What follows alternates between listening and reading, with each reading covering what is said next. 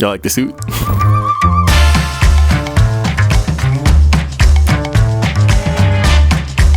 Like many people my age, I get quite a lot of my clothes from thrift shops, consignment shops, charity shops, and lately I've been on a generational run when it comes to suits. I got this charcoal gray suit, which fits really well. It's like a straight cut suit, nothing too flashy. It is polyester, unfortunately. We got this suit, which is a chocolate brown suit. It's got a lot of flares on the sides. I like the styling of the shoulder pads, flared pants, cool little watch pocket right here. My favorite one, chocolate brown, I like it. Yeah, it's pretty cool. And lastly, we have this navy blue striped suit. The subject of this video, I really like it. It's like a double-breasted navy blue suit. Pants are pretty decent and it's a good color overall, but this suit does not fit me nearly as well as the other ones. The other ones I barely had to do any alterations to at all. I just got them like straight out the thrift store. This one, pants are a little baggy, you know what I'm saying? The length is pretty good, which is decent. And also the coat has no waist. It makes me look like a block. I kind of want to have like a, you know what I mean? Like a little bit of waist, you know, a little something, something. I'm going to show you guys how to alter the pants of this suit, the dress pants specifically. And if you guys have any other suit pants or any other dress pants, this video should work for that.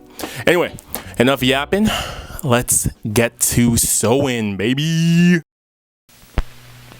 This leader is provided to permit the projectionist to complete adjustment of focus and sound level before the film begins. Here we have our pants, and the very first thing you want to do before we do any alterations is try on the pants and see how much of the waist we have to take in. When I tried on this pants, I used some of my tailor's chalk to mark. So I pinched and I marked the distance that I have to take out. So the pants are about this much too big for me. And now that I take it off, I marked it with chalk. I can take my tape measure here and measure how much I need to take out of the pants. So with my tape measure, I can see that it is about 3.5 inches. So I'm taking 3.5 inches off of the waistband of the pants. So it may be hard to see, but here is this is the side seam of the pants, but I don't want to be taking out 3.5 inches from the side seam. I want to take it out from the back center seam. So I'm going to flip my pants around and I will get the back center seam here. So here's the left back pocket, the right back pocket, and right here in the middle is the back center seam. And this is where I'll be taking out the 3.5 inches from the back of the pants. All right, so here we have our pants. And as I said before, I'm going to be opening up the center back seam of the pants and taking out 3.5 inches in total from the waist of the pants. If you look at the center back seam, you can see that there's a left side and a right side. So I'm going to be taking off 1.75 from this side and 1.75 from this side. And together that'll give me 3.5. Okay, so let's get started. Here we have the center seam and you can see it's blocked off by a belt loop. So the first thing that we're going to be doing is removing this belt loop. So take my handy dandy trusty razor blade. If y'all don't get a razor blade, what are y'all doing? And here we have our beautiful belt loop removed. So now it's just the back of the pants and we can move on to the next step, which is splitting open this back center seam. All right, so the pants are taken down from the little hanger I had on the wall. So you guys can see the pants, left back pocket, right back pocket, just for reference. And let's flip on the inside. One of the cool things I see about dress pants is that it's this kind of rubberized material on the waistband, the interior waistband. It kind of like grips the shirt. When you tuck in your shirt, it kind of grips the shirt, so it makes it a little bit more, so the shirt won't slide out as easier. I think it's pretty cool. If you look at how these waistbands are made, you can see there's a lot of different parts. If you flip it open, you can see there's a part, like a facing that's used to attach the waistband to the exterior of the pants, and there's a lot of like hand work on the inside here, although it's probably not hand work. They probably use like a blind stitch machine or something.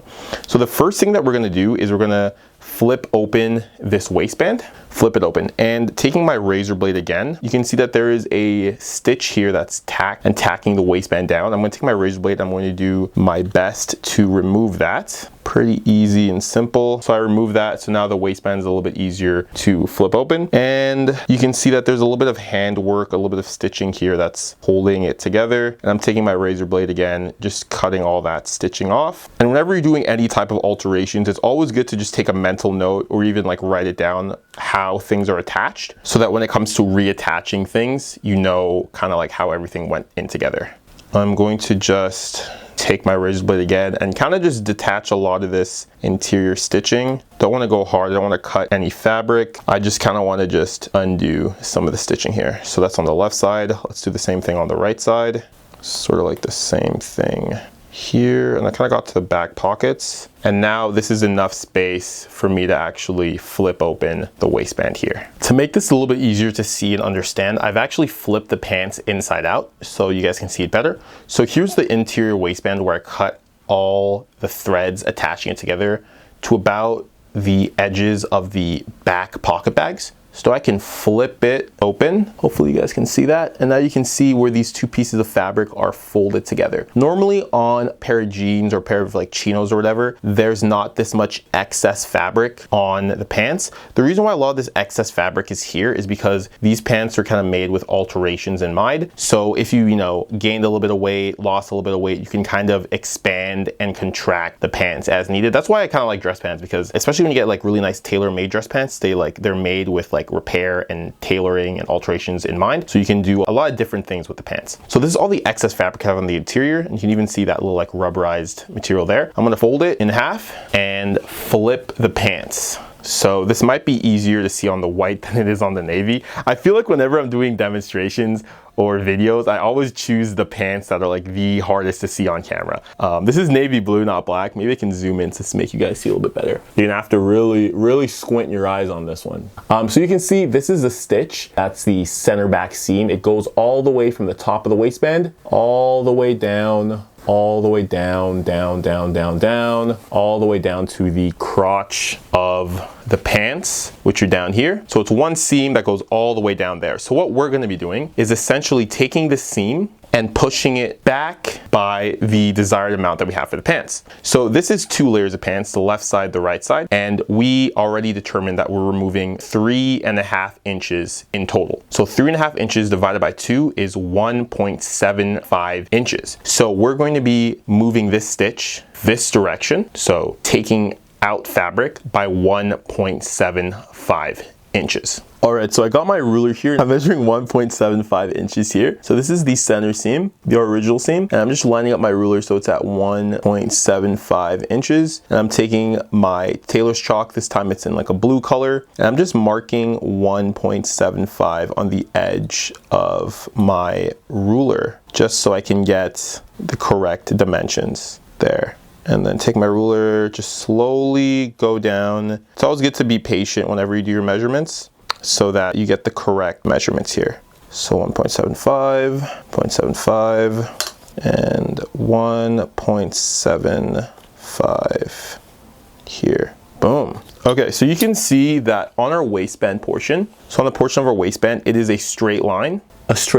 Whereas on our pants, what we have to do is we essentially have to taper it into our original seam. So we're gonna start here from 1.75, and also would help to iron and press this flat, but I don't know where my iron is, so I'm not gonna do that now after I go and look for it. I'm kind of doing this with a ruler, and I kind of want to taper in 1.75 from 1.75 inches, which is back here, and then taper it slowly down into our original seam. So get a ruler, make sure it's relatively straight, and kind of just line it up and stitch it down.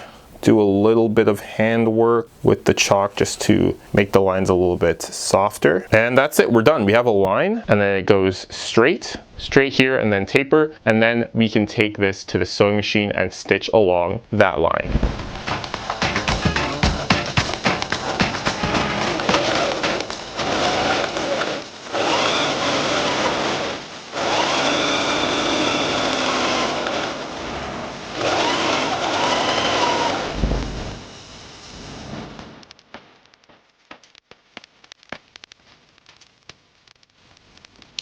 We're back from the sewing machine. So here's the new stitch that I added with our sewing machine, nice and strong. And this is the old stitch here. This is a chain stitch. Don't have a chain stitch machine, so I can't actually get a chain stitch, but this straight stitch shall suffice on the pants. It'll be fine. Now I'm going to be removing this entire stitch here. Since it's a chain stitch, I can actually just pull the stitch off. I love doing this. It's like my favorite part about chain stitching. Just pulling the chain stitch and it'll just like come off. So if I just pull it, the whole thing will just unravel. I can keep pulling it until I get to around the place where my first stitch was.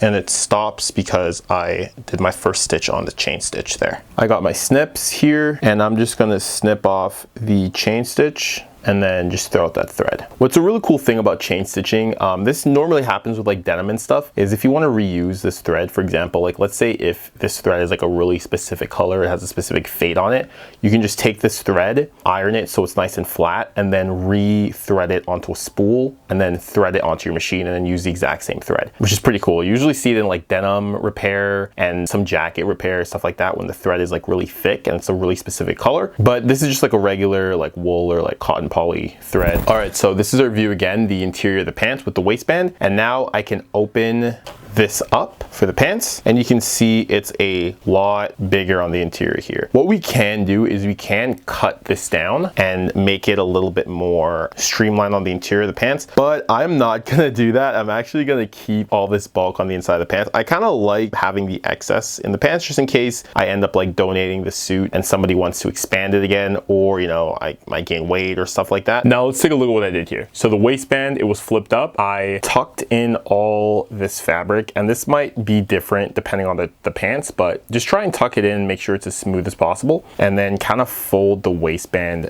back. Fold it back, make sure all the seams are lined up nice and straight. So that one's lined up. I can kind of put like a little pin there to keep it, and then tuck this one in, tuck it in, and I can even pin this one down over there. I can pin that one and kind of do the same thing on the side. Again, I'm kind of just making sure everything lays nice and flat and that the seams are all lined up, because I don't want any like crazy rank bad looking seams. Perfecto. So that's done. Everything is lined up. It looks phenomenal. It looks great. And now our very last step, we're gonna take our needle and thread and redo some of the handwork on the inside here, just tacking everything together so that it doesn't unravel and the waistband doesn't like flip back up.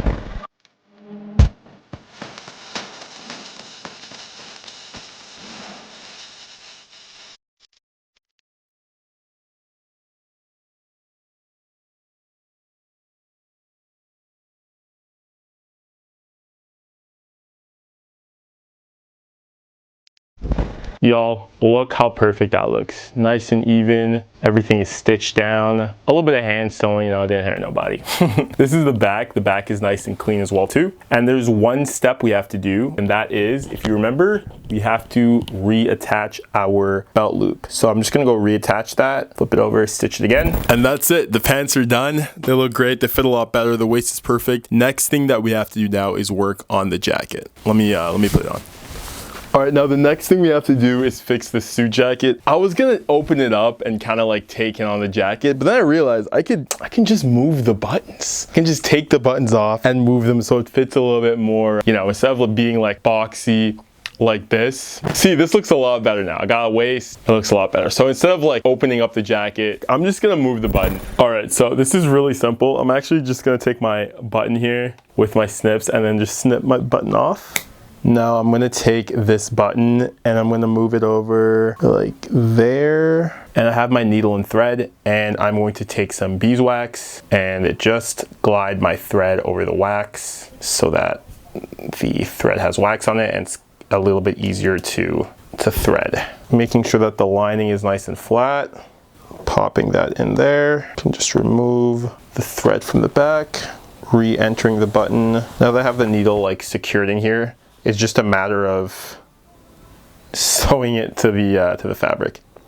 I don't want to sew it too tightly because I still need space for the actual button to like move around. So I'm just going to sew it around.